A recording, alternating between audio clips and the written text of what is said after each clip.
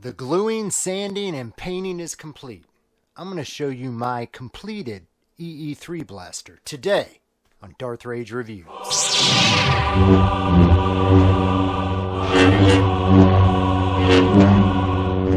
Evacuate? In our moment of triumph? I think you overestimate their chances. Greetings, Force fans, and welcome to another episode of Darth Rage Reviews, your source for the Force.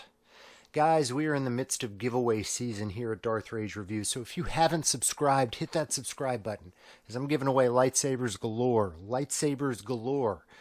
We're in the midst of it right now. 3 ongoing, possibly 2, maybe 1, who knows when this video posts. But I'm giving away lightsabers, and if you want a chance to win one, you have to subscribe. Subscribe, hit that notification bell, so when the entry videos get posted, you can then comment and like, and you will be entered. It's that simple. All right, guys, fun today. So as you see in front of me here, I have completed my Boba Fett EE-3 3D Blaster build.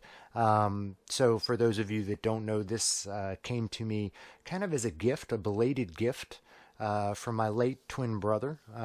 He was a Boba Fett cosplay in the 501st Midwest Garrison up in Chicago, Illinois.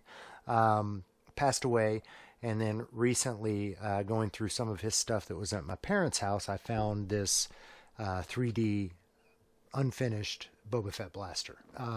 So I'll show you some pictures.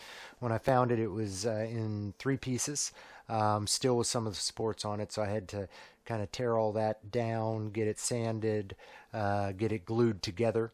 I had multiple mishaps with this part right here. Was very, very fragile, and it broke several times in that position.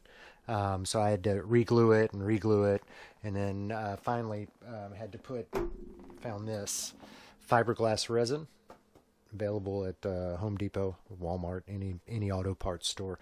Found this, coated this on this part, and now it's solid as a rock. So if you ever do any 3D printing, I highly recommend fiberglass resin. This stuff will make a very fragile 3D build solid, very solid. So it's a good tool to have. So that on there. I also had to use a whole lot of filler primer on this part right here. My brother had already glued this together, and he glued it together very unevenly, so I had to use filler primer to fill in the gaps and get that piece on there, as well as a little filler primer here, or not filler primer, filler, it's a Bondo filler. It's this right here. Let me show you. Sit there. This, it is high bond filler. So use that, you mix it up with a little activating agent, and it creates a paste that solidifies in like 5 minutes. Really good. Then you just sand it down. So had to use a little bit of that, a little bit of this. Then I went through and painted the entire thing with filler primer. So this is really good if you're 3D printing stuff. When you 3D print stuff, it ends up with print lines typically all over it, and you can sand for a long time, but it's really hard to get rid of those. So the filler primer works in that when you spray it on, it fills those little gaps, and it really helps disguise and get rid of those lines. And the trick to doing this is you want to do it in very light coats. You don't want it to get bubbly or caked on. So did several, I think 4 or 5 coats of filler primer on there, because you spray it on, you let it dry, then you sand the whole thing. Then you spray it on, you let it dry, sand the whole thing. And you do that process over and over and over again. So I did that over a couple days with the filler primer, until I had it, in what I felt was a good enough position to begin the painting process. And what I used for paints here, it's really quite simple. I used 3 different paints. So I covered the whole thing with this charcoal gray. I felt it was, really looked like a gunmetal. Charcoal gray, ultra cover paint, and primer. I think I did 2 coats, maybe 3 coats of that over the whole thing. And then the fun begins. So Again, it gave it just a standard kind of gunmetal look. I debated on doing the stock in a brown wood, but I really just decided I kind of liked the overall gunmetal look of it. So you get done with that, and you have, just basically a flat, plain piece. And then that's, for me, where the fun, really starts with these things, because after that, you get to do all of the weathering and kind of the aging and give character to the piece. I debated on doing a black wash over the whole thing, and I may still go back and actually do it just to dirty it up some in some places. When you're weathering, you can take just a black acrylic paint, you mix it with water, and then you coat the whole thing with it and kind of dab it off with a paper towel, let it dry. It gives it kind of a scummy, weathered, aged look.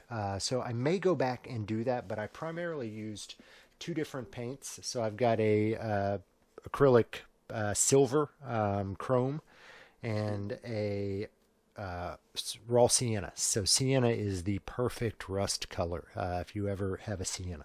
So I dry brushed these. Basically, I just take these, both the colors, I kind of put them out on a plate. You get your brush in there, you get some paint on it, and then you try to get as much of the paint off as possible. And then for the silver and the chrome, I'm literally just going through and brushing, these tips and these edges where it might have scraped and rubbed some of the paint off. And it's a very, very simple process. So you just kind of want to get the edges with it. Very little paint on there. And occasionally I'll do, a piece that's kind of modeled on there like that. And it actually helps too with this kind of thing. It helps disguise some of the mistakes that you have. The places you couldn't get it quite smooth enough, you can just, make that look like it's a little wear and tear on there. So I went through and did the entire chrome, focusing on all these ridge lines up here, circles around here.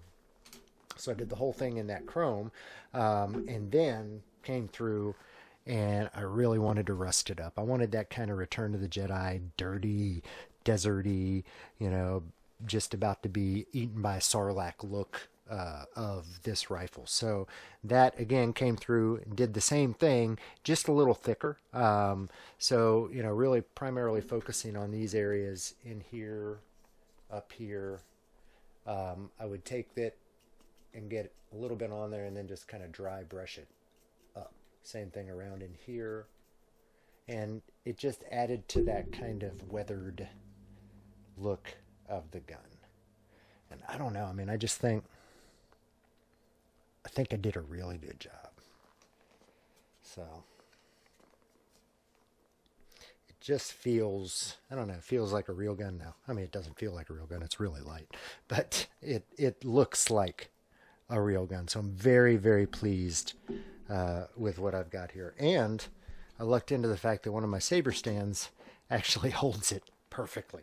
It's like a perfect display stand for this gun. So this will now take a place of honor in the back here. I do have a friend of mine, the same guy I got the clone armor from, said that he's going to find me a cool gun stand that he's going to print for me. I'm assuming it's going to be Star Wars themed. Anyway, let me know, guys, what do you think of this? This is the finished product of my Boba Fett EE-3 Blaster. I think my brother would be proud. I think Boba Fett would be proud. Let me know, what do you guys think in the comments? Did I nail it? What do you think? I'd like to hear from you. That's all I've got for you today, guys. It's another fun episode of 3D cosplay building and putting together. Hope you enjoyed it. As always, I'm Darth Rage. This is Darth Rage Reviews, your source for the Force. I felt a great disturbance in the Force, as if millions of voices suddenly cried out in terror and were suddenly silenced.